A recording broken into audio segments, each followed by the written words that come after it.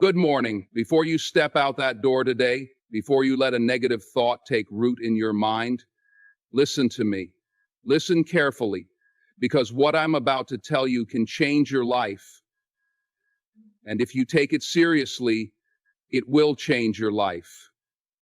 The moment you wake up, before you even open your eyes fully, before you check your phone, before you let yesterday's worries creep into today, pause, take a deep breath, and say, thank you. Thank God for another day, for another chance to get it right. Because no matter what yesterday looked like, no matter what struggles you carried, today is another opportunity.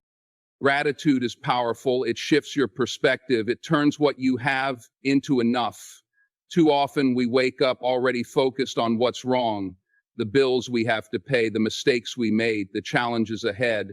But what if instead you woke up and focused on what's right? You have breath in your lungs. You have the ability to move forward. That alone is enough to be grateful for. People spend so much time thinking about what they don't have that they forget to appreciate what they do have. You may not have the perfect job, but you have the opportunity to work. You may not have your dream house, but you have a roof over your head. You may not have millions in the bank, but you have enough to get through today. And if you have today, you have a chance to build a better tomorrow. Think about this. Someone out there is praying for the very things you take for granted.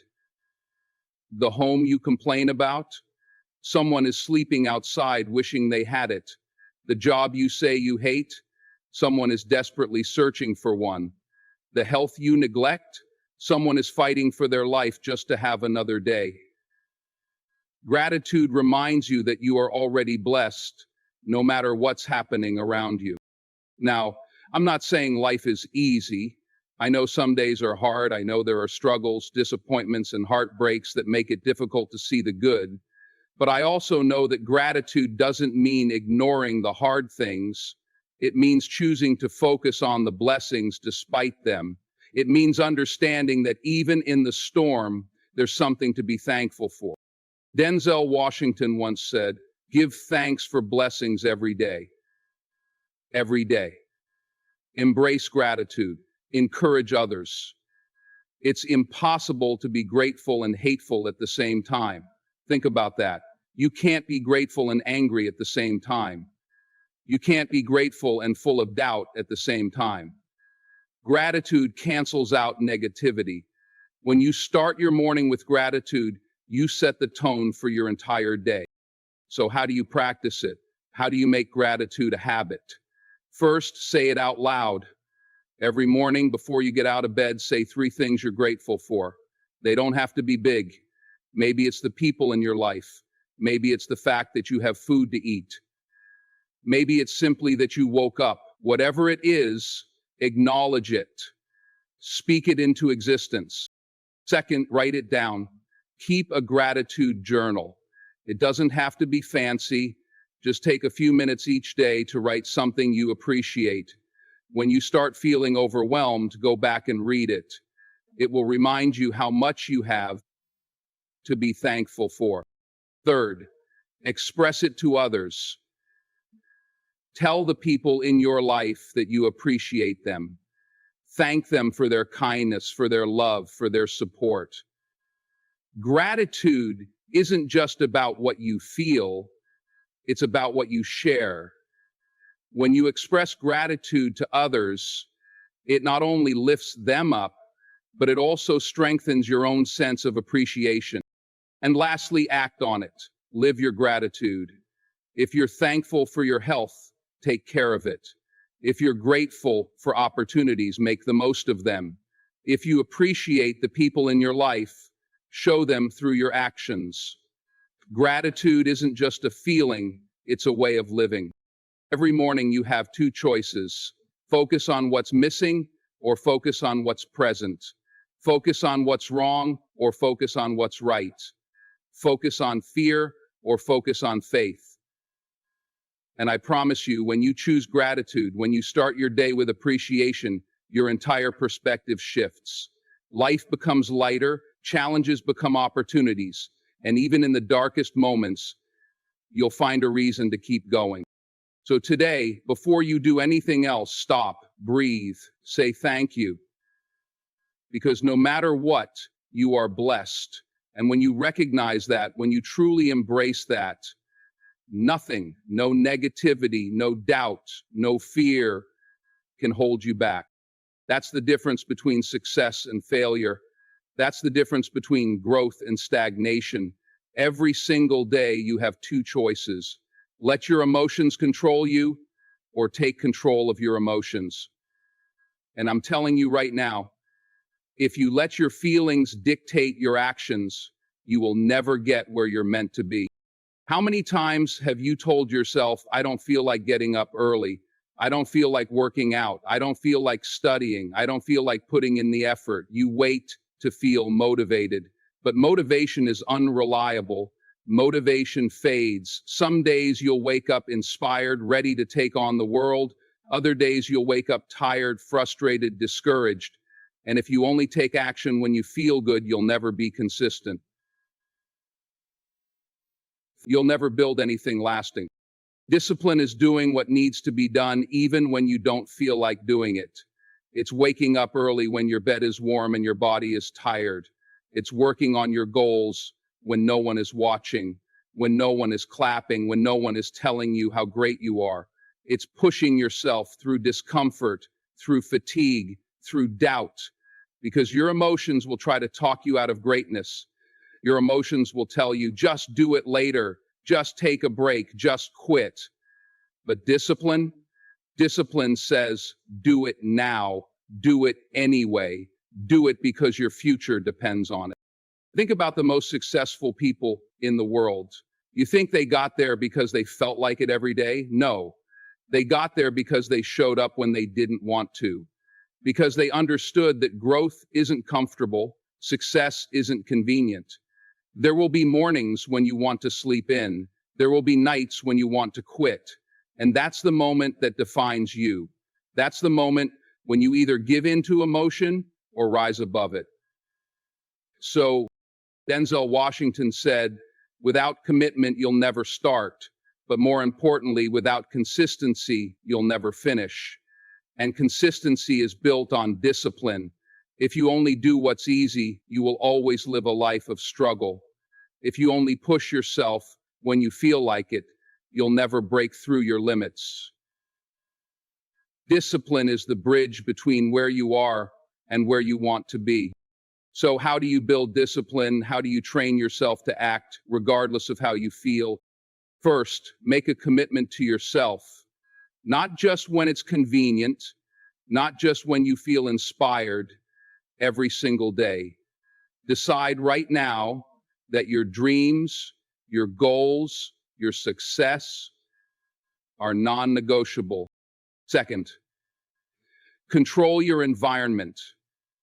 If you're trying to be disciplined, but you're surrounded by distractions, negativity, and people who encourage laziness, you're setting yourself up for failure. Create an environment that pushes you to be better. Put reminders of your goals where you can see them. Surround yourself with people who hold you accountable. Third, master your mornings. The way you start your day sets the tone for everything else. Don't hit snooze. Don't scroll on your phone for an hour. Get up with purpose. Move with intention. Win the morning, and you win the day. Fourth, embrace discomfort. Discipline isn't about feeling good. It's about doing what's necessary. You will be uncomfortable. You will be tired. You will be tempted to take shortcuts.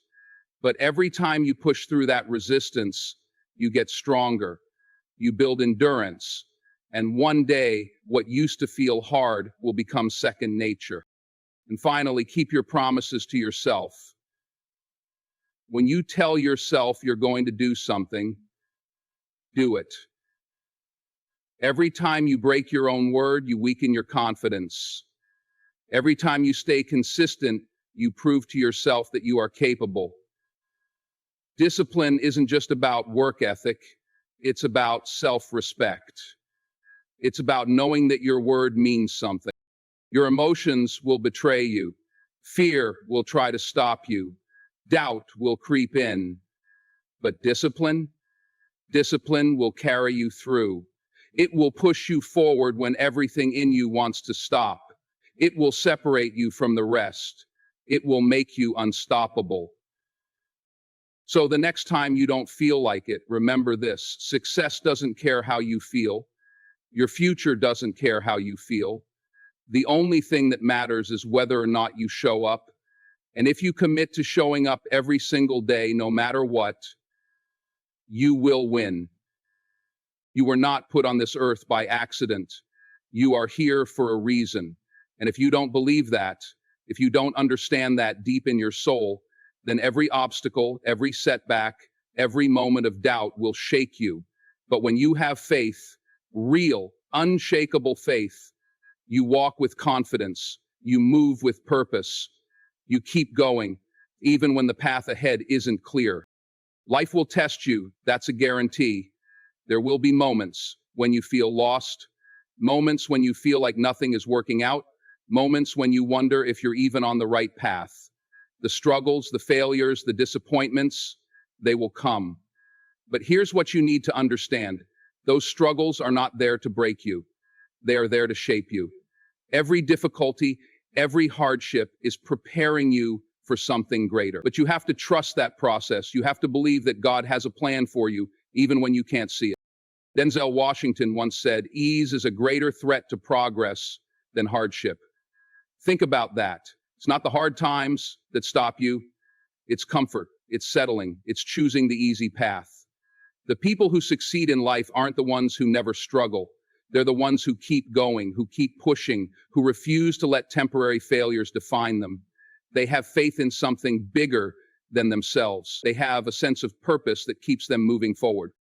But here's the problem. Too many people are walking around without a sense of purpose. They wake up every day, go through the motions, live weekend, and never stop to ask themselves, why am I here? What was I created to do? If you don't have a purpose, life will feel empty. No amount of money, success, or recognition will fill that void. You can chase after material things, but if you don't have a deeper reason for what you do, you will always feel like something is missing. And that is why purpose gives you direction. It gives you strength. When you know your why, you can handle any how. When you have a purpose that drives you, setbacks don't stop you. Criticism doesn't break you. Failure doesn't define you. You understand that every step, even the hard ones, are leading you somewhere. So how do you find that purpose? How do you stay connected to faith when life tries to shake you? First, stop chasing approval from the world. Your purpose is not about making everyone else happy. It's not about fitting into someone else's expectations. What God put inside of you is unique. Stop looking around for validation. Stop waiting for permission. You don't need the world to agree with your purpose. You just need to step into it with confidence. Second, trust the process. There will be times when you don't understand why things are happening the way they are. Times when doors close, when opportunities slip away, when the road ahead seems uncertain. But faith isn't about knowing every step in advance. Faith is about walking forward even when you can't see the whole picture.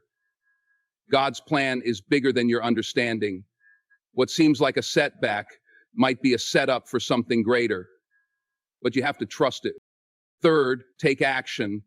Faith without action is nothing. You can pray all day, but if you're not willing to put in the work, if you're not willing to take risks, if you're not willing to step outside of your comfort zone, you will stay stuck. God will open doors, but you have to walk through them. Your purpose isn't just something you wait for, it's something you step into. And finally, never lose sight of who you are. The world will try to distract you, try to make you doubt yourself, try to pull you in 100 different directions. But when you are connected to your faith, when you are clear on your purpose, you won't be easily shaken. You will stand firm. You will move forward no matter what. So when life gets hard, when you feel lost, when doubt starts creeping in, remember this: you are here for a reason. You are being prepared for something greater. Keep the faith, stay the course, and never stop moving forward. You will fail.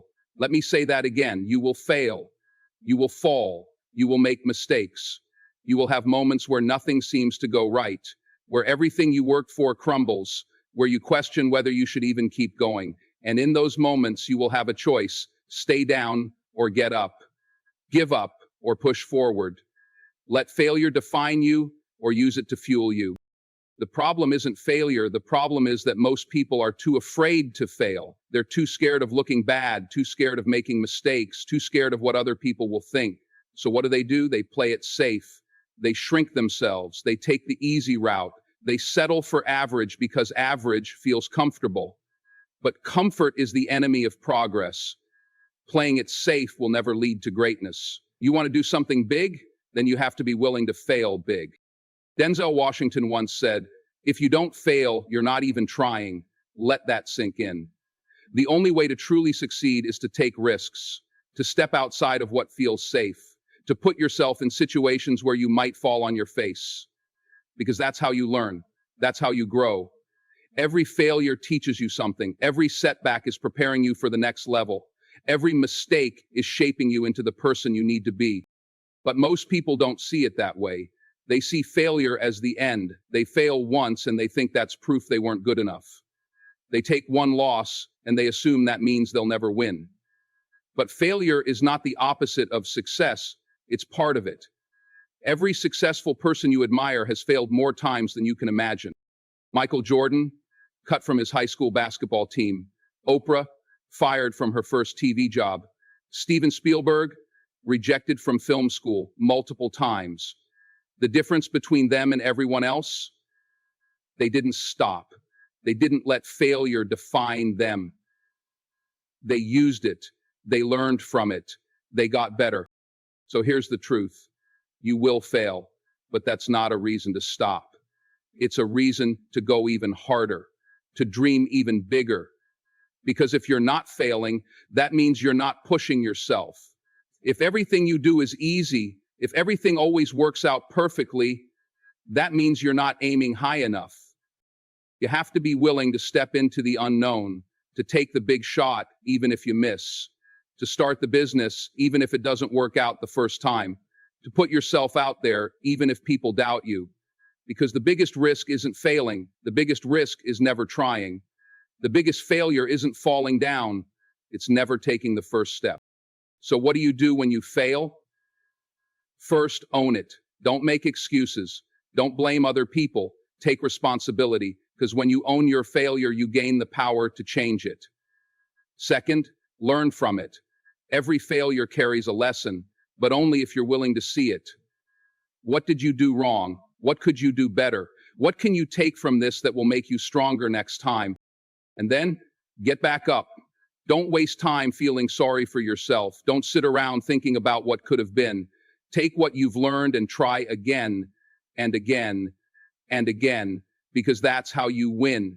Not by avoiding failure, but by refusing to let it stop you. You have one life, one shot. Don't waste it playing small because you're afraid of failing. Fail big, take risks, bet on yourself. Dream so big that it scares you. Because if your dreams don't scare you, they're not big enough. And when you do fail, and you will, remember this. Failure is not the end of your story. It's just a chapter. Keep writing, keep pushing, keep dreaming. And one day, you'll look back and realize that every failure, every setback, every loss was just the people you surround yourself with are either lifting you up or holding you back. They are either pushing you toward greatness or pulling you down to their level.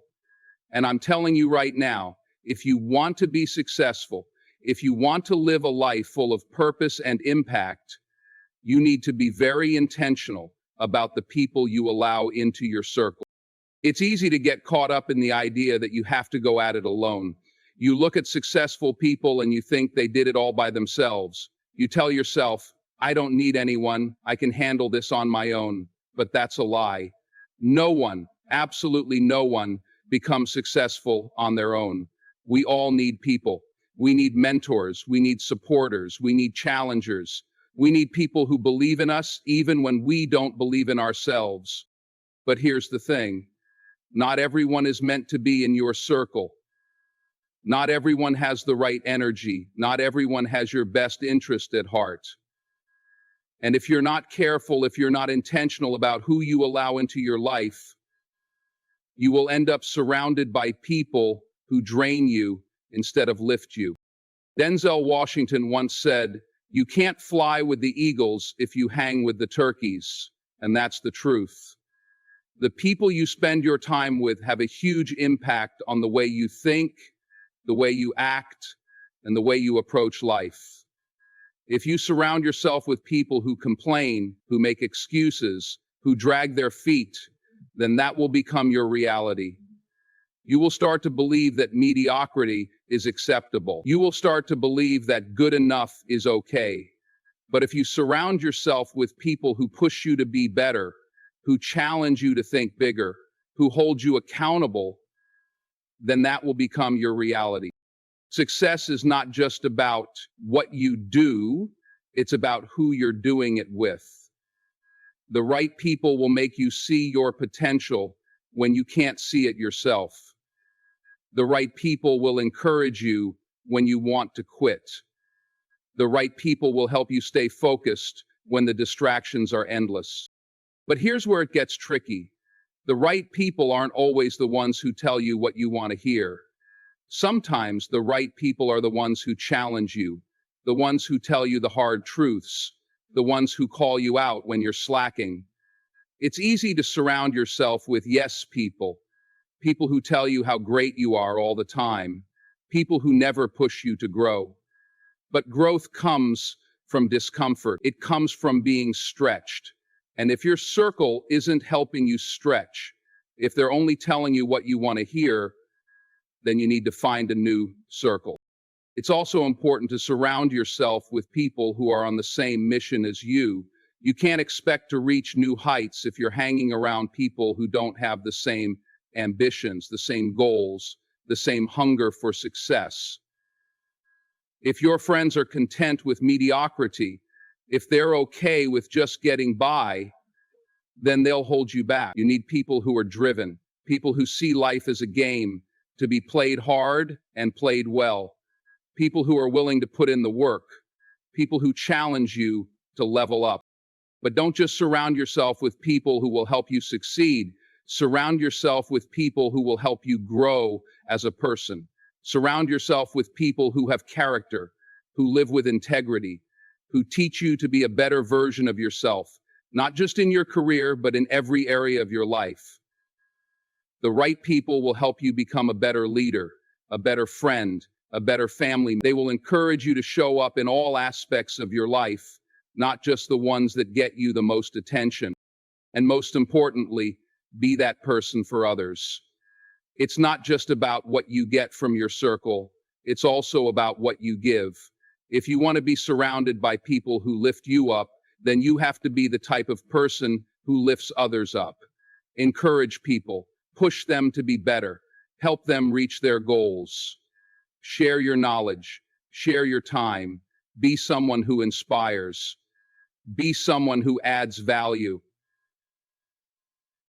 Because when you build a circle of people who are focused on growth, who are focused on pushing each other toward their highest potential, there's no limit to what you can achieve. You will rise together, you will face challenges together, you will celebrate victories together, and through it all, you will learn, grow, and become the person you were always meant to be. So look at your circle right now. Who's in it? Are they helping you rise, or are they holding you back? Are they challenging you to be your best, or are they allowing you to stay comfortable? You can't soar with eagles if you're hanging with turkeys. It's time to take a long, hard look at the people you're surrounding yourself with and make sure they're the ones who will help you get where you want to go. In a world that often emphasizes individual success, wealth, and self-promotion, it's easy to get caught up in the idea that happiness comes from accumulating more money, more recognition, more possessions. But I'm here to tell you that the truest joy, the deepest fulfillment, doesn't come from chasing after your own desires. It comes from serving others. It comes from lifting people up, from making a difference in someone else's life, from contributing to something bigger than yourself. Denzel Washington once said, "At the end of the day, it's not about what you've done for yourself, it's about what you've done for others." Think about that. When you look back on your life, will you be proud of the things you've accumulated? Will you remember the number of awards you won, the size of your bank account, the car you drove? Maybe for a moment, but those things don't last. What does last, what makes a lasting impact, is the difference you made in someone else's life, the joy you brought to someone else, the way you lifted others up when they were struggling. When you serve others, you become part of something greater. You become part of a community, part of a movement, part of a legacy that outlasts you.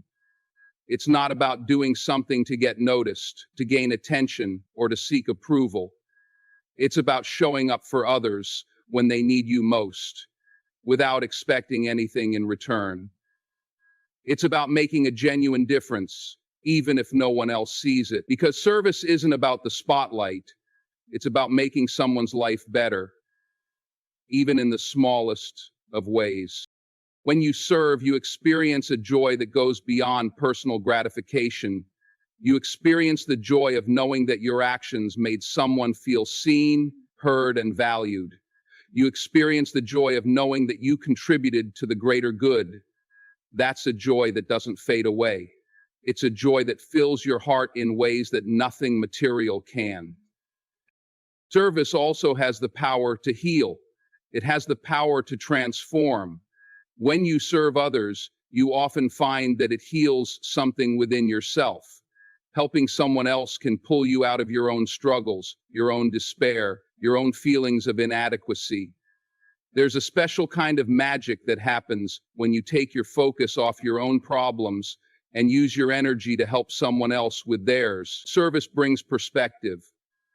It reminds you that your challenges, as big as they may seem, are often small in comparison to what others are going through.